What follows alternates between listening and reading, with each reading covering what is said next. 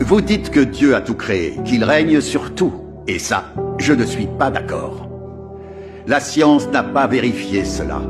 Donc, je ne peux pas y croire. Je ne crois qu'en tout ce qui est créé par la nature et change au cours de l'évolution. Comme dit le proverbe, les paroles ne sont que du vent, voir c'est croire. Ce qu'on ne peut pas voir de ses yeux n'existe tout simplement pas. Considérons les gens qui croient en Dieu. Qui a vu Dieu? À qui Dieu est-il apparu? Expliquez-moi donc cela. Il me semble clair que la croyance en Dieu est fondée sur l'imagination humaine. En fait, c'est comme dans le proverbe. Si on croit à une chose, elle existe, sinon, non. Écoutez, professeur Sun. Vous dites que parce que les gens ne voient pas Dieu, alors Dieu n'existe pas.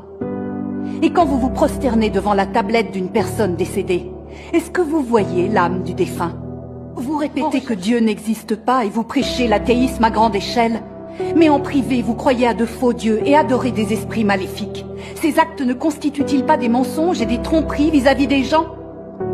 Vous voyez bien que les paroles et l'œuvre du vrai Dieu sont la vérité et qu'elles apportent à l'homme lumière et salut. Dieu est esprit.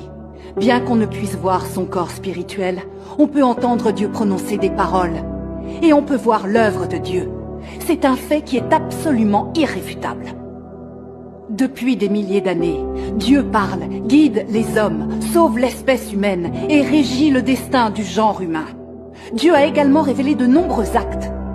L'expérience humaine et la connaissance pratique de ces choses ont donné lieu à bien des proverbes, tels que « Aide-toi et le ciel t'aidera »,« L'homme propose, Dieu dispose », « Les hommes sèment, mais la récolte dépend du ciel », « Le ciel donne toujours un moyen », « Les plans des cieux supplantent les nôtres », « Le destin de l'homme est écrit dans les étoiles, etc.